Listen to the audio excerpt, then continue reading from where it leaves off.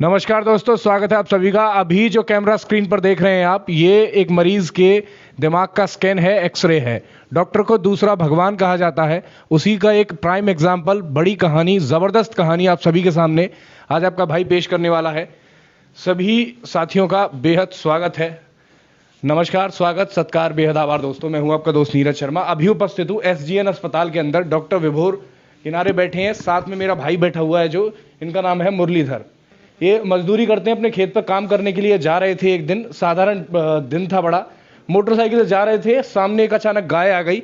बहुत जबरदस्त एक्सीडेंट हुआ, सर में चोट लगी, अचानक खून बहने लगा। परिवार वाले अस्पताल चक्कर काटने लगे, परंतु इनसे एक मोटी रकम की मांग की जाने लगी कोई भी इलाज शुरू करने से पहले। वहीं अस्पतालों के चक्कर काटते काटते एसजीएन अस्पताल पहुंचे। आगे की कहानी मैं आपको मरीज और डॉक्टर की जुबानी सुनवाऊंगा। केस की टेक्निकलिटी के बारे में बात करेंगे, कितना जबरदस्त क्रिटिकल केस था, कितनी जबरदस्त ऑपरेशन और सर्जिकल एक्टिविटी इनकी जान बचाई गई है। तो बहुत बहुत स्वागत है मुरलीधर तुम्हारा। कैसे हुई थी, एक बार घटना बताओ सभी साथियों को, अपना नाम बताओ एक बार। हमारा नाम मुरलीधर सैनी है। हम हमारे बाइक से खेत पर जा रहे थे और एक लड़का था, मैं उसके साथ बैठ गया था, मेरे साथ बैठ गया।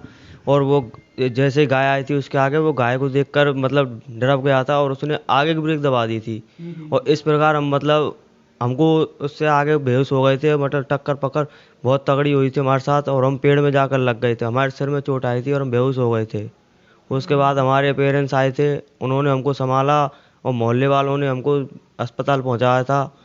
और फिर इसके बाद हमको पता नहीं था क्या हुआ था। अच्छा, एक परिवारजन है हमारे साथ मुरलीधर के। भाई साहब यहाँ बैठ जाओ, जाओ सामने की ओर। ये कुछ इस तरह की घटना बता रहे थे आप, अस्पतालों के चक्कर काट रहे थे, घटना के बाद तुरंत बड़ी पैसे की मांग हो रही थी, वो कहानी क्या है वो बताइए। जी सर। सर हम कई हॉस्पिटलों में गए थे, वहाँ पर ट्राई किया पैसों के बारे में, तो वहाँ पे तो पैसे मांगे थे। पर आपने सुना था एक नया एसजीएन हॉस्पिटल खुला है, वहाँ विभोर सर डॉक्टर साहब बहुत अच्छे हैं, वहाँ संपर्क कीजिए। हमने यहाँ संपर्क किया, वहाँ राजकुमार सर मिले थे, वहाँ उन्होंने बोला था कि बच्चे के बहुत गंभीर चोट आई है और ये खूनों से लहूलुहान हो रहा था। तो हमने यहाँ पर दिखाया तो बोला था ऑपरेशन कराना पड़ेगा। सर हमारे पास इतना पैसा नहीं था। सर विभोर सर आए थे, फिर उन्होंने बोला जो भी हो आप दे दो, इसका तुरंत ऑपरेशन कराओ। हम पे 5-7 हज़ार रुपये थे, हमने दिया इनको और उनका ऑपरेशन हुआ। सर हमको ऑपरेशन के बाद मरीज से तुरंत मिलाया हमारे बच्चे से, और बिल्कुल संतोषजनक बच्चे से बात भी की थी हमने, बहुत हमें राहत मिली थी कि बच्चा हमारा सेफ है। और फिर आईसीयू में गए थे, 1-2 दिन के लिए रखा था, फिर भी मिलाया था, फिर बच्चे एकदम कंडीशन एकदम बहुत अच्छी है। सर यहाँ का स्टाफ और डॉक्टर साहब बहुत अच्छे हैं।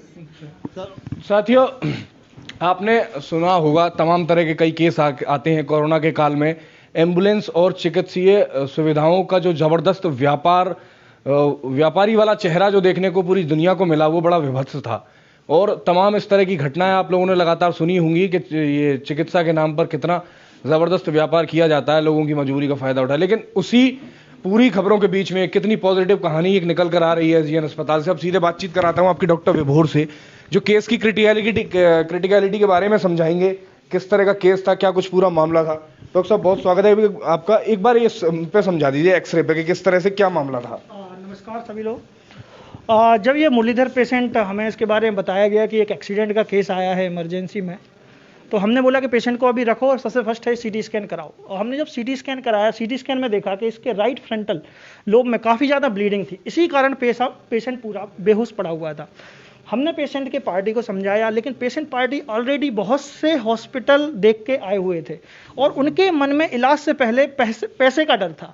हम लोगों ने उनसे एक बात की, आपकी मरीज़ की हालत क्रिटिकल है, ना आप इसको कहीं जयपुर ले जा सकते हैं ना कहीं ले जा सकते, इतनी ज़्यादा ब्लीडिंग में आपका पेशेंट पूरा बेहोश पड़ा हुआ है।